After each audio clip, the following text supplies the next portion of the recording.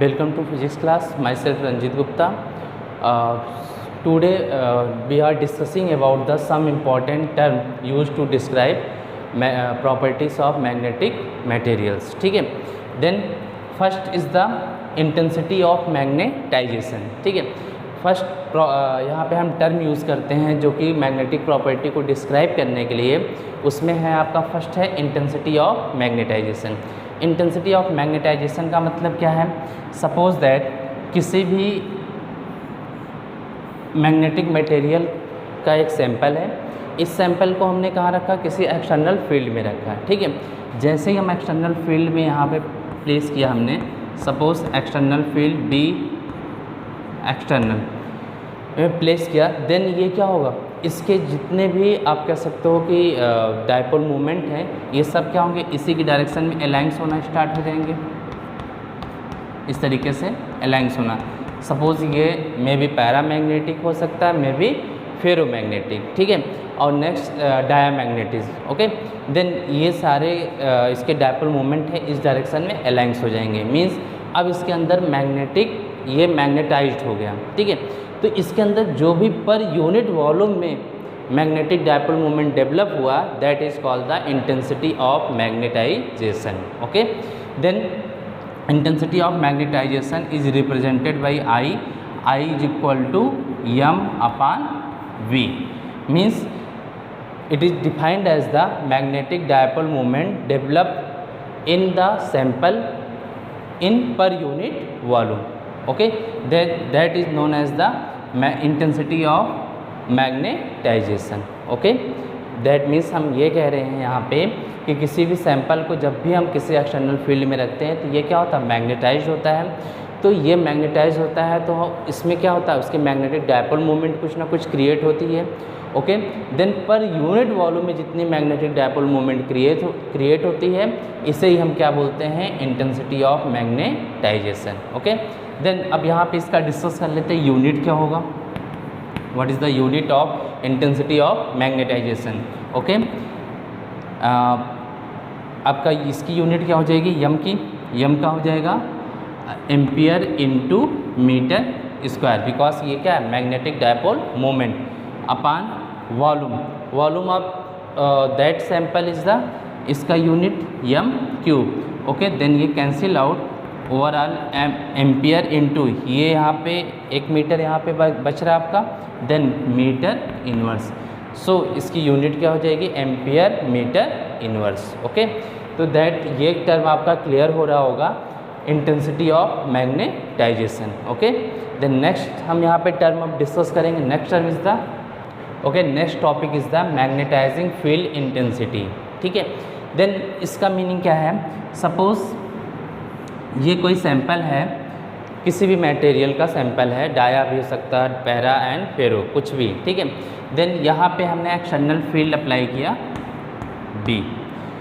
B field. जब ये apply करोगे तब तो ये आपका क्या होगा? मैग्नेटाइज होगी. दैट मीन्स इस एक्सटर्नल फील्ड को हम क्या बोलेंगे? Magnetising field. ओके. देन ये आप देख सकते हो मैग्नेटाइजिंग फील्ड इंटेंसिटी. तो दैट मीन्स ये जो एक्सटर्नल फील्ड आप यहाँ पे अप्लाई कर रहे हो, इसे बोलेंगे मैग्नेटाइजिंग फील्ड. अब इसकी हम इंटेंसिटी देखनी, मीन्स मैग्नेटाइजिंग फील्ड की ये क्या है? इंटेंसिटी पता करनी है. ठीक है. जिसके थ्रू ये सैंपल जो है मैग्नेटाइज हो रहा है. सैंपल मीन्स डाया, पैरा, फेरो, कुछ भी हो सकता है. देन इसकी इंटेंसिटी कैसे आप कैलकुलेट करोगे? तो दैट मीन्स जैसे कि हम मैग्नेटिक फील्ड प्रोड्यूस कैसे करते हैं, जैसे सोलेनॉइड से करते हैं, टोरॉइड से करते हैं, तो उस तरीके से अगर सपोज दैट हम यहाँ पे जो मैग्नेटिक फील्ड, सपोज दैट इस मैग्नेट के अक्रॉस हमने क्या किया? इस तरीके से सोलेनॉइड के अंदर इस मैग्नेट को हमने प्लेस कर दिया. ठीक है. तो सोलेनॉइड का जो मैग्नेटिक फील्ड होगा, इसके अंदर से क्या हो रहा है? क्रॉस कर रहा होगा, जिसकी वजह से ये सैंपल आपका क्या होगा? मैग्नेटाइज होगा. ओके. देन जो भी ये मैग्नेटिक फील्ड स्ट्रेंथ प्रोड्यूस कर रही है, B की वैल्यू कितनी होती है? B equal to mu naught N I. Okay. Then यहाँ पे इस मैग्नेटिक फील्ड की स्ट्रेंथ को मैनेज कौन कर रहा है? N and I. N मतलब number of turns per unit length, and I means current flow through the solenoid. Okay. Then that term is called the intensity of magnetism. Magnetization. Okay, means इसको हम define कैसे करेंगे, means ये आपकी जो field, ये coil है, coil की फील्ड प्रोड्यूस होगी, मैग्नेटिक फील्ड, जिस फील्ड की वजह से ये जो आपका सैंपल है या कह सकते हैं मटेरियल है, इस मटेरियल को हम मैग्नेटाइज कर रहे हैं। ठीक है, तो सो इसकी जो फील्ड होगी मीन्स बी, ये आप देख सकते हो बी की वैल्यू जो होगी सोलेनोइड की मैग्नेटिक फील्ड, ये क्या होगी, मैग्नेटाइजिंग फील्ड। और अब इसकी हमें पता करनी स्ट्रेंथ कैसे डिसाइड करेंगे। तो स्ट्रेंथ डिसाइड करने के लिए सिंपली क्या देखेंगे, यहाँ पे इसकी जो स्ट्रेंथ है किस पे डिपेंड कर रही है, because mu naught is the constant, means N and I, number of turns per unit length and current I. तो so H is equal to क्या लिख सकते हैं, एच क्या, मैग्नेटिक, यही टर्म आपका क्या है, magnetic field intensity, then H is equal to N I. Okay, now put the value in that equation, B equal to mu naught into, because हमने एच की वैल्यू क्या मान रखी, एन आई। ओके, देन यहाँ पे हम H place कर देते हैं, then B equal to mu naught, H के फॉर्म में ये आ गया। मीन्स जैसे ही हमने यहाँ पे एच आपका मैग्नेटिक फील्ड इंटेंसिटी है, मैग्नेटाइजिंग फील्ड इंटेंसिटी एच, और यहाँ पे बी क्या है, मैग्नेटिक फील्ड जो इसके थ्रू प्रोड्यूस हो रही। देन यहाँ से एच की वैल्यू हम इसके टर्म में लिखना चाहें तो ये लिख सकते हैं B upon mu naught. Okay, then अब इसकी हम यूनिट डिस्कस कर लेते हैं, एसआई यूनिट क्या होगी यहाँ पे, यूनिट का मतलब यहाँ पे, बिकॉज करंट का क्या हो जाएगा, एम्पियर, और यहाँ पे क्या है, number of turns per unit length. तो because number of turns per unit length है, सो इसकी यूनिट क्या हो जाएगी, नंबर ऑफ टर्न्स की कोई यूनिट नहीं बट पर यूनिट लेंथ, लेंथ नीचे आ रहा होगा आपका, तो लेंथ की क्या होता है, मीटर, दैट मीन्स इसको लिख सकते हैं एम्पियर मीटर इनवर्स। ओके, तो यहाँ पे आप देख सकते हो कि intensity of magnetization and magnetizing field intensity दोनों का यूनिट क्या है, सेम आ रहा है। ठीक है, अभी हमने इसके पहले जो टॉपिक डिस्कस किया वहाँ पे क्या डिस्कस किया, इंटेंसिटी ऑफ मैग्नेटाइजेशन। ओके, और यहाँ टॉपिक जो डिस्कस कर रहे हैं मैग्नेटाइजिंग फील्ड इंटेंसिटी, मीन्स हो क्या रहा है यहाँ पे, एक्चुअल में प्रोसेस क्या है कि जैसे सपोज ये कोई सैंपल है, ठीक है, इस सैंपल पे हम क्या करते हैं, एक्सटर्नल फील्ड अप्लाई करते हैं। इस एक्सटर्नल फील्ड को हमने यहाँ पे अप्लाई किया, जैसे ही फील्ड अप्लाई किया देन इसकी वजह से इसके अंदर क्या होगा, अलाइनमेंट होगा, मैग्नेटिक डायपोल मोमेंट का क्या होगा, अलाइनमेंट होगा। तो इस अलाइनमेंट की वजह से इसका खुद का एक net magnetic dipole moment create होगा। देन पर यूनिट वॉल्यूम में जितनी मैग्नेटिक डायपोल क्रिएट होती है उसे क्या बोलते हैं, इंटेंसिटी ऑफ मैग्नेटाइजेशन, जिसको हमने अभी रिप्रेजेंट किया I equal to M upon V से।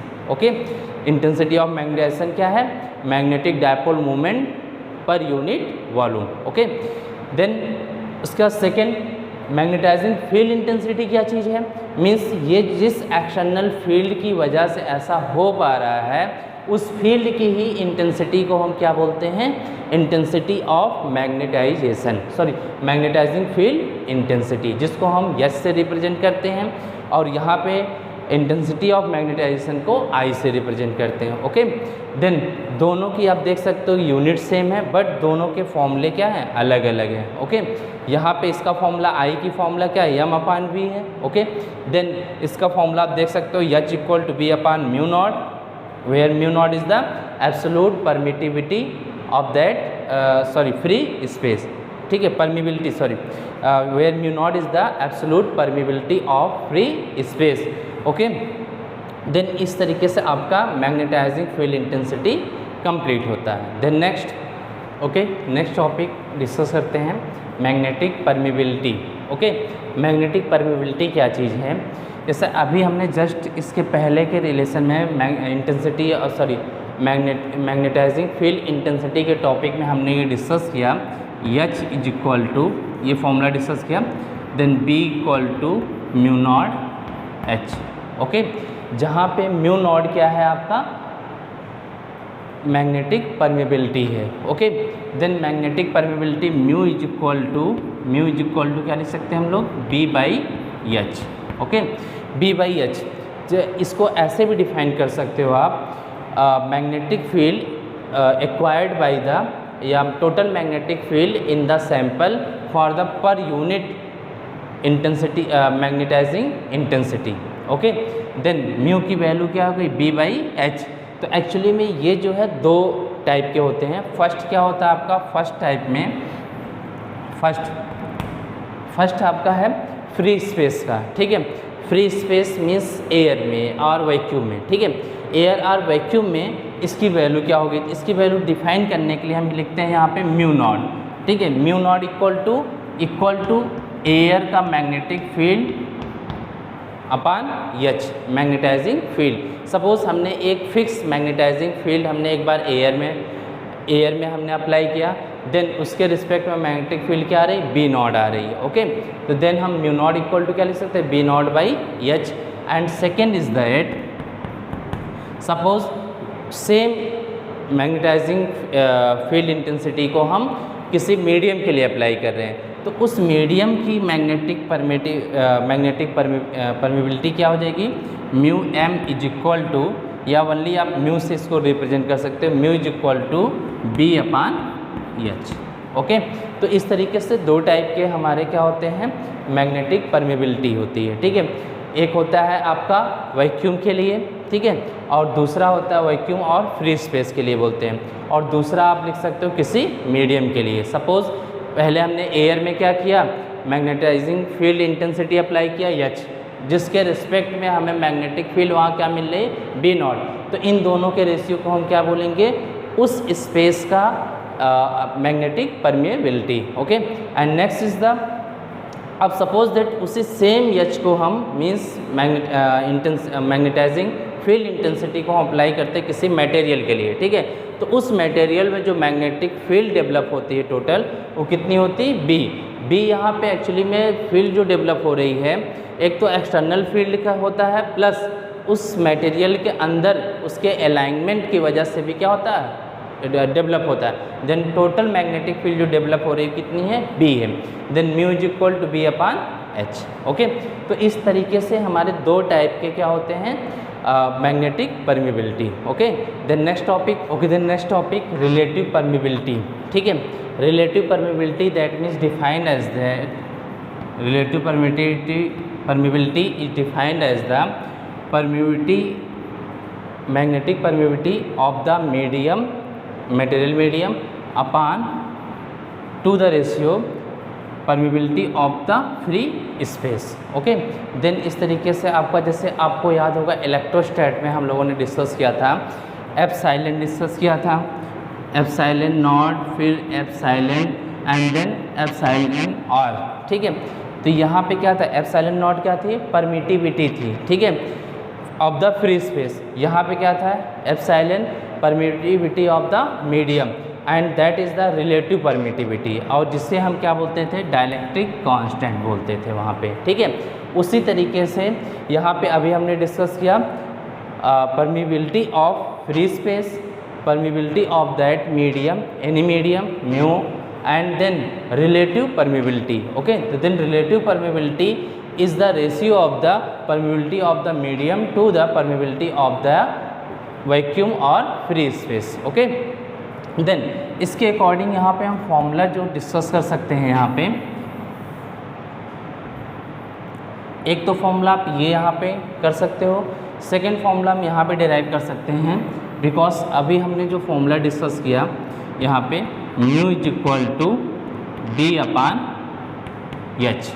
Okay, then mu equal to B/H, then mu naught equal to B0/H।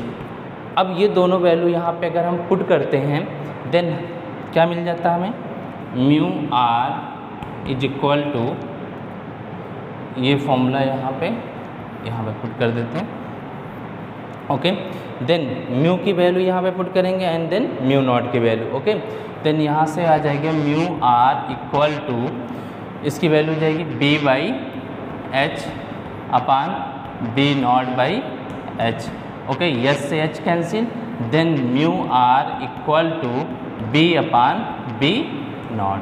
Okay, then इस तरीके से एक और भी आप डिफाइन कर सकते हो, किसी भी मीडियम की जो रिलेटिव परमिटिविटी होती है, ये क्या होती है, उस मीडियम की परमिटिविटी और वहाँ वैक्यूम की परमिटिविटी के रेशियो के इक्वल होती है। ओके, हम यहाँ पे कुछ टेबल, जैसे वहाँ पे आपको इलेक्ट्रोस्टैट में हम इसके जगह पे के लिखते थे, रिलेटिव परमिबिलिटी की जगह पे क्या यूज़ करते थे, के यूज़ करते थे। देन के की हम अलग अलग वैल्यू डिसाइड करते थे। एयर के लिए उसकी वैल्यू 1 होती थी, देन उसके बाद इंसुलेटर के लिए उसकी वैल्यू 1 से इन्फिनिटी के बीच लाई करती थी, and next is the conductor के लिए उसकी वैल्यू क्या होती थी, इन्फिनिटी। ऐसे यहाँ भी हम इसकी रिलेटिव परमिटिविटी आप यहाँ पे देखेंगे, हमने मटेरियल अलग अलग मटेरियल के लिए यहाँ पे डिस्कस किया हुआ है। ठीक है, तो वैक्यूम के लिए इसकी वैल्यू क्या होती है, 1 होती है। देन नेक्स्ट फेरोमैग्नेटिज्म के लिए क्या होती है, वेरी लार्ज, मीन्स 1000 के आसपास। ठीक है, अप्रॉक्स 1000। ओके, जैसे suppose that iron, nickel, cobalt, ये सब क्या फेरोमैग्नेटिक सब्सटेंस है, इनके लिए रिलेटिव परमिटिविटी क्या होती है, बहुत ही लार्ज होती है, like 1000, approx 1000। Okay, then next is the paramagnetism. Okay, paramagnetism हमने सारे ये तीनों डिस्कस किया हुआ, फेरो, पैरा एंड डाया। तो आपको जैसा कि पता है कि फेरोमैग्नेटिज्म में क्या होता है, बहुत स्ट्रांगली अट्रैक्ट होता है, बहुत स्ट्रांगली मैग्नेटाइज होता है। सो इसकी जो मैग्नेटिक म्यू आर की वैल्यू है, रिलेटिव परमिबिलिटी, ये क्या होती है, बहुत ही लार्ज होती है। एंड देन पैरा की क्या होती है, स्लाइटली ग्रेटर देन 1, मीन्स 1 से थोड़ा सा ज़्यादा होता है। ठीक है, और आपका डायामैग्नेटिज्म का अगर देखें तो ये स्लाइटली लेस देन 1 होती है। ओके, तो यहाँ पे इन दोनों का डाया एंड पैरा एक दूसरे के जस्ट अपोजिट होते हैं, मीन्स ये स्लाइटली ग्रेटर देन 1 और इसकी वैल्यू स्लाइटली लेस देन 1 इसकी वैल्यू होती है। बट फेरोमैग्नेटिज्म के लिए ये वैल्यू क्या होती है, बहुत ही ज़्यादा लार्ज होती है। ओके, देन इस तरीके से आपका रिलेटिव परमिबिलिटी आपका कंप्लीट। ओके, देन नेक्स्ट होगा magnetic susceptibility. Okay, magnetic susceptibility को हम लोग क्या, इस लेटर एक आपका लैटिन वर्ड है जीटा, जीटा से हम इसको रिप्रेजेंट करते हैं। ठीक है, जैसे अल्फ़ा, बीटा, गामा, इसी तरीके से यहाँ पे एक और आपका ओमेगा, इस तरीके से आप अलग अलग यूज़ करते हो लैटिन वर्ड में। उसमें एक आता है जीटा, जीटा को हम इस तरीके से यहाँ पे रिप्रेजेंट करते हैं, इस तरीके से यहाँ पे ये हो गया जीटा का ये सिंबल है। ठीक है, तो zeta M means magnetic susceptibility, M for magnetic and zeta क्या रिप्रेजेंट कर रहा, ससेप्टिबिलिटी। ओके, देन अब इस टर्म को डिफाइन करने के लिए हम एक छोटा सा कॉन्सेप्ट यहाँ पे लेते हैं। सपोज दैट किसी भी मैग्नेटिक सब्सटेंस किसी भी मटेरियल को हम एक्सटर्नल मैग्नेटिक फील्ड में जैसे ही प्लेस करते हैं तो यहाँ पे क्या होता है कि ये आपका जो फील्ड लग रहा है, ठीक है, फील्ड का जो intensity of magnetizing field intensity है, ये है एच, इस पे अप्लाई हो रहा है। और यहाँ पे इसकी वजह से अलाइनमेंट स्टार्ट हो गया इसके अंदर, ये सारे जो डायपोल मोमेंट रैंडम है ये अलाइनमेंट स्टार्ट कर दिया, जिसकी वजह से यहाँ पे नेट डायपोल मोमेंट क्रिएट होगा। तो net dipole moment per unit volume को हम लोग क्या रिप्रेजेंट करते हैं, आई से। मीन्स जितना ज़्यादा ये हाई इंटेंसिटी का मैग्नेटाइजिंग फील्ड यहाँ पे अप्लाई करते हैं, देन यहाँ पे मैग्नेटाइजिंग इंटेंसिटी क्या होती, बढ़ती जाती। Means magnetic dipole moment per unit volume बढ़ता जाता है आपका। मीन्स यम की वैल्यू इंक्रीज़ करती है, मीन्स मैग्नेटिक डायपोल मोमेंट इसका इंक्रीज़ करता है। सो पर यूनिट वॉल्यूम में मैग्नेटिक डायपोल मोमेंट को क्या रिप्रेजेंट करते हैं हम, आई से। I means intensity of magnetization. And then यहाँ पे जो मैग्नेटिक फील्ड की स्ट्रेंथ है, इस स्ट्रेंथ को हम रिप्रेजेंट करते हैं H, H means magnetizing field intensity. Okay, then H को हम यहाँ पे बढ़ाते जाते हैं, देन आई की वैल्यू भी बढ़ती चली जाती। उस तरीके से हम यहाँ एक रिलेशन यहाँ पे लिख सकते हैं, I directly proportional to the H. Okay, then I directly proportional to the H, so I is equal to, यहाँ पे कोई ना कोई कांस्टेंट यूज़ करेंगे। देन कांस्टेंट जो यहाँ पे आता है ये आता है zeta, zeta M into H. तो जिन zeta M is called the magnetic susceptibility. Okay, इसे ही हम क्या बोलते हैं, magnetic susceptibility. Then magnetic susceptibility is defined as the I by H. It is also defined as the ratio of the intensity of magnetization and magnetizing field intensity. Okay, then अब इसकी हम unit discuss करते हैं। यहाँ पे unit because I की हमने unit discuss किया था ampere metre inverse, upon H की भी यूनिट क्या थी, ampere metre inverse. Okay, then cancel out हो जाएगा। सो ये क्या हो गया, यूनिट लेस। मैग्नेटिक सब्स्टिबिलिटी की कोई भी यूनिट नहीं होती, ये क्या होता है, यूनिट लेस होता है। ओके, देन अब हम कुछ मटेरियल, जैसा कि हमने आपसे पहले ही डिस्कस किया था, ये कुछ टर्म हैं जिसको हम यूज़ कर रहे हैं किसके लिए, मैग्नेटिक मटेरियल की प्रॉपर्टी को डिस्कस करने के लिए। ठीक है, जैसे मैग्नेटिक मटेरियल में डायामैग्नेटिक, पैरामैग्नेटिक एंड फेरोमैग्नेटिक, यही 3 आपके होते हैं। ठीक है, तो यहाँ पे आप देखोगे डायामैग्नेटिक के लिए इसकी वैल्यू, ससेप्टिबिलिटी की वैल्यू क्या होगी, नेगेटिव एंड लेस देन 1। इसकी वैल्यू क्या होती है, 1 से छोटी होती है काई एम की वैल्यू, और क्या होती है, निगेटिव। निगेटिव होने का क्या रीज़न है, बिकॉज आपको पता है कि जैसे ही सपोज दैट यहाँ पे डायामैग्नेटिक सब्सटेंस होगा तो ये इस फील्ड के अपोजिट मैग्नेटाइज होगा। Okay, then that means I के अपोजिट डायरेक्शन में, सॉरी एच के अपोजिट डायरेक्शन में आई होगा, मीन्स यहाँ पे माइनस साइन आएगा, तो माइनस साइन किसका आएगा, ससेप्टिबिलिटी का आएगा। ओके, देन इसीलिए क्योंकि बिकॉज ये अपोजिट में मैग्नेटाइज होता है, इसीलिए इसके लिए जो है डायमैग्नेटिक्स के लिए ये जो होती है मैग्नेटिक ससेप्टिबिलिटी की वैल्यू जो होती है नेगेटिव होती है, प्लस उसकी न्यूमेरिकल वैल्यू जो होती है लेस देन 1 होती है। Okay, and next is the paramagnetic substance. तो बिकॉज पैरामैग्नेटिक सेम डायरेक्शन में मैग्नेटाइज हो रहा होगा, सो इसकी वैल्यू पॉजिटिव, बट ये बहुत फेवली मैग्नेटाइज होता है, इसका मतलब ये इसकी वैल्यू क्या होगी, स्लाइटली ग्रेटर देन 1 होगी, मीन्स 1 से थोड़ी ज़्यादा होगी। Okay, then next is the ferromagnetic substance के लिए, फेरोमैग्नेटिक सब्सटेंस भी सेम डायरेक्शन में मैग्नेटाइज हो रहा होता है, इसलिए उसकी वैल्यू भी positive, but very large. Very large का मीन्स बहुत ही हाईली मैग्नेटाइज होता है। ओके, तो मीन्स ससेप्टिबिलिटी जो होती है किसी मटेरियल का ऐसा प्रॉपर्टी है जिसकी वजह से हम ये डिसाइड कर पाते हैं कि उस मटेरियल में कितना ज़्यादा मैग्नेटिक प्रॉपर्टी एक्वायर करेगा। ओके, मीन्स ज़्यादा करेगा, कम करेगा, या अपोजिट डायरेक्शन में करेगा या सेम डायरेक्शन में, इस मैग्नेटिक ससेप्टिबिलिटी की वैल्यू से हमें पता चल जाती है। और इसकी वैल्यू जो होती है किसी भी मैग्नेटिक मटेरियल के नेचर और उसके टेम्परेचर पे डिपेंड करती है। ठीक है, मीन्स नेचर का मतलब डाया है, पैरा है, फेरो है, इस तरीके से। And next is the temperature, means उस मटेरियल का टेम्परेचर क्या है। ठीक है, टेम्परेचर एंड नेचर दोनों पे ही मैग्नेटिक ससेप्टिबिलिटी की वैल्यू जो है डिपेंड करती है, इसके कोई यूनिट लेस होती है। एंड इसको हम डिफाइन कर सकते हैं, chi M is the ratio of the I to H. Okay, then next अब हम जितने भी टॉपिक हम लोगों ने डिस्कस किया, some important term for discussing describing magnetic property okay of the material. Then first of all हमने डिस्कस किया intensity of magnetization I. Means क्या है कि जैसे आप किसी भी मैग्नेटिक मटेरियल को, सपोज इस मटेरियल को आपने क्या किया, एक्सटर्नल मैग्नेटिक फील्ड में रखा, देन इस फील्ड की वजह से क्या होगा, इसमें डायपोल मोमेंट क्या होंगे, अलाइंस होंगे, इसके डायरेक्शन में अलाइंस होंगे, या ये कहो कि इसके अंदर नेट डायपोल मोमेंट क्रिएट होगा।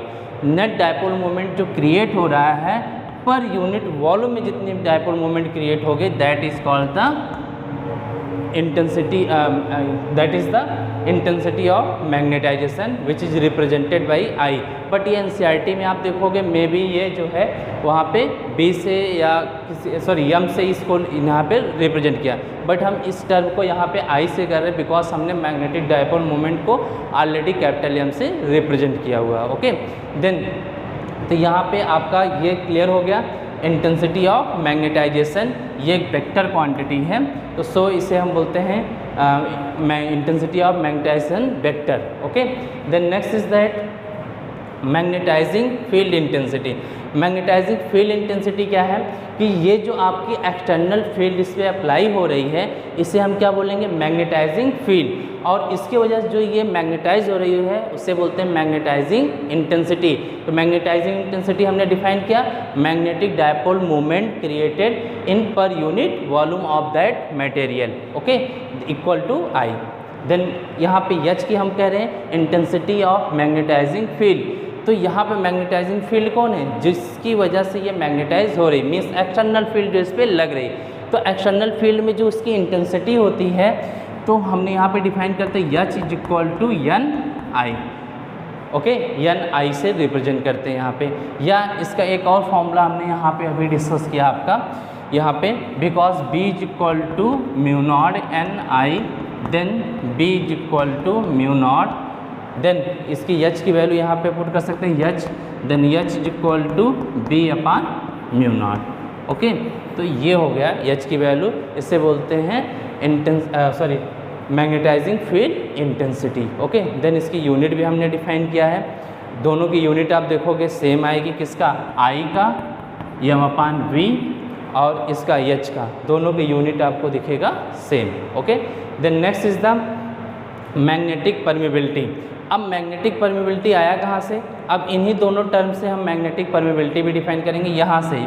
आप यहाँ से क्या कर सकते हो, मैग्नेटिक परमिबिलिटी म्यू है, then mu naught equal to आप यहाँ से लिख सकते हो, यहाँ पे इसकी वैल्यू हो जाएगी, इसको अगर हम बी नॉट लिखें, एक्चुअली में यहाँ लिखना चाहिए हमें बी नॉट, देन ये हो जाएगा आपका बी नॉट बाई एच, ये हो जाएगा परमिबिलिटी। ओके, जैसे हम इलेक्ट्रोस्टैट में यूज़ करते थे परमिटिविटी, यहाँ पे यूज़ करते हैं permeability. Okay, permeability of free space mu naught equal to B naught by H, और उसके बाद permeability of the medium, any medium, किसी मेटेरियल मीडियम का permeability is defined as the B upon H, मतलब उस material की total magnetic field is divided by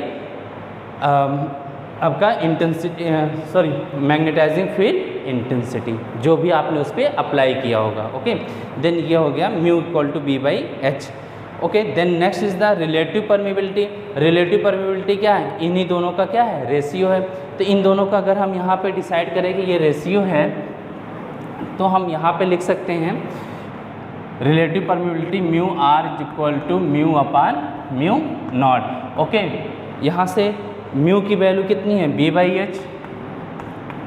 okay, and then यहाँ पे है वैल्यू इसकी B naught by H, H से H cancel, then B upon B naught. Okay, then एक formula हमारा ये भी आ गया रिलेटिव परमिटिविटी। इलेक्ट्रोस्टैट में जहाँ पे हम लोग डाइलेक्ट्रिक कांस्टेंट यूज़ करते थे, उसी को रिप्लेस कर रहा म्यू आर, कहाँ पे, मैग्नेटिज्म में। Okay, B equal to B upon B naught, या आप लिख सकते हो mu upon mu naught. Okay, इसकी कोई भी यूनिट नहीं होती, ये क्या होती है, यूनिटलेस, डायमेंशनलेस। उसके बाद हम लोगों ने नेक्स्ट डिस्कस किया था मैग्नेटिक सस्टेबिलिटी। मैग्नेटिक सस्टेबिलिटी जो हमने डिस्कस किया था, इन्हीं दोनों की हेल्प से डिस्कस किया था। जैसे अभी हमने डिस्कस किया आई को और एच को। एच क्या है, मैग्नेटाइजिंग फील्ड इंटेंसिटी, आई क्या है, इंटेंसिटी ऑफ मैग्नेटाइजेशन।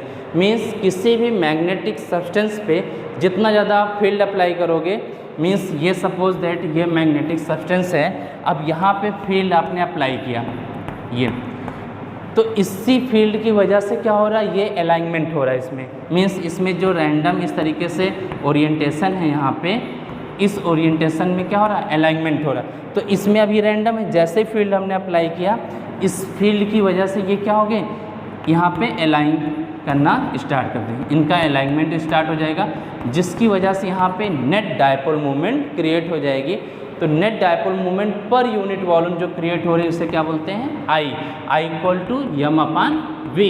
बट यहाँ पे आप कहोगे जो मैग्नेटिक फील्ड की स्ट्रेंथ मीन्स इंटेंसिटी है मैग्नेटाइजिंग फील्ड की, उसे हम रिप्रेजेंट करते हैं H equal to N I. Means ये मैग्नेटिक फील्ड कैसे प्रोड्यूस हुए, ड्यू टू द करेंट। तो यहाँ पे नंबर ऑफ टर्न्स और करंट दोनों ही रिस्पॉन्सिबल होते हैं उस मैग्नेटिक फील्ड की स्ट्रेंथ के लिए।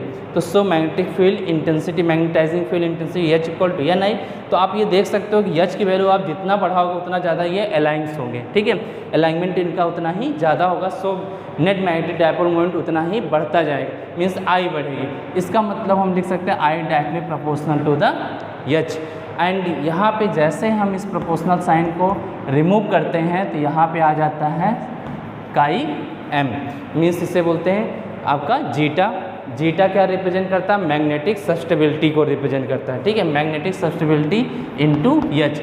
या यहाँ से हम लिख सकते हैं magnetic susceptibility zeta M is equal to I upon H. It is the ratio of intensity of magnetization to the magnetizing field intensity. Okay, then इस तरीके से इसकी भी कोई यूनिट नहीं होती, ये भी क्या होता है, यूनिटलेस होता है। सो इस तरीके से हमने अलग अलग यहाँ पे डिस्कशन किया है, ठीक है, सारी अलग अलग टर्म्स को हमने यहाँ पे डिस्कस किया। उसके बाद हमने चार्ट भी देखा, किसके लिए किसकी वैल्यू ज़्यादा होती है, किसके लिए कम होती है। Okay, and then next is the, अब हम डिस्कस करेंगे relation between permeability and relative permeability and magnetic susceptibility, दोनों के बीच अब हम रिलेशन डिराइव करने वाले। ओके,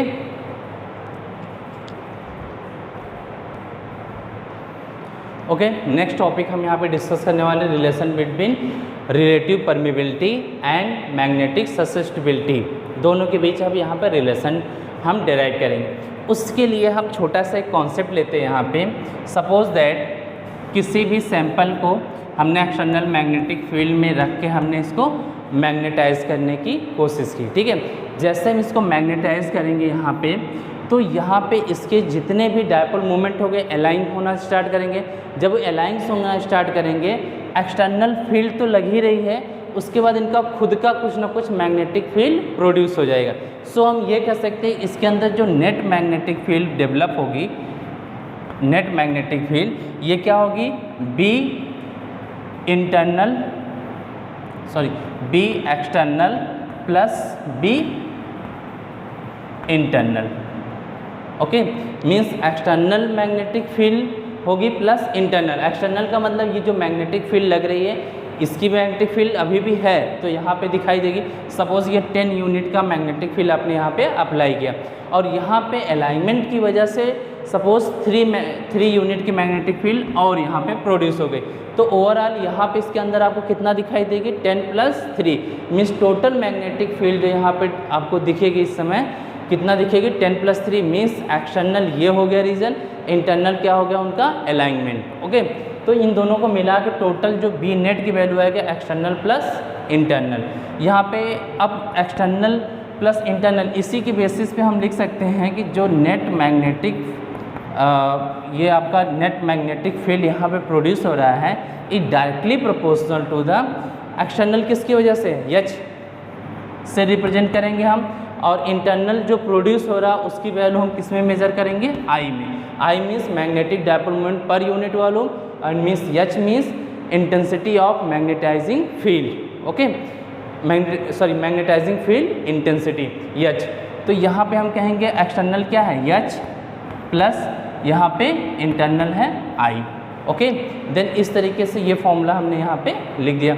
अब यहाँ पे जैसे हम प्रोपोर्शनल का साइन यहाँ पे रिमूव करेंगे देन एक आपका कांस्टेंट आ जाएगा μ0 H plus I। Okay, then यहाँ पे अब इसकी वैल्यू हम पुट करते हैं। ऑलरेडी हमें ये फॉर्मूला पता है यहाँ पे I = अभी हमने यहाँ पे डिस्कस किया था ये formula, I is directly proportional to the H। So यहाँ से हमने यहाँ फॉर्मूला दिया I = magnetic susceptibility into H, ये हमने फॉर्मूला अभी प्रूव किया था।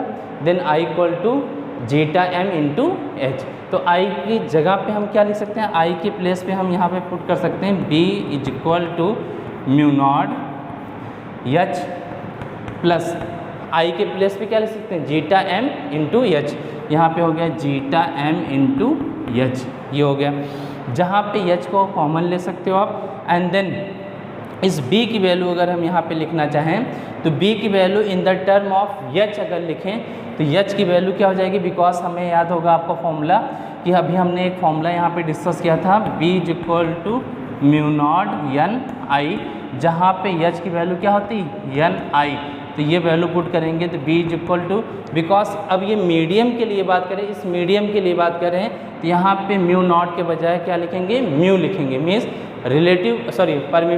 Permeability of that medium, mu into Ni। Okay, तो म्यू इंटू Ni में म्यू आप ऐसे ही रखोगे, Ni की जगह पे क्या लिख दोगे H, मीन्स B की वैल्यू क्या हो गई म्यू H, और यहाँ से I की वैल्यू हमने पुट कर दिया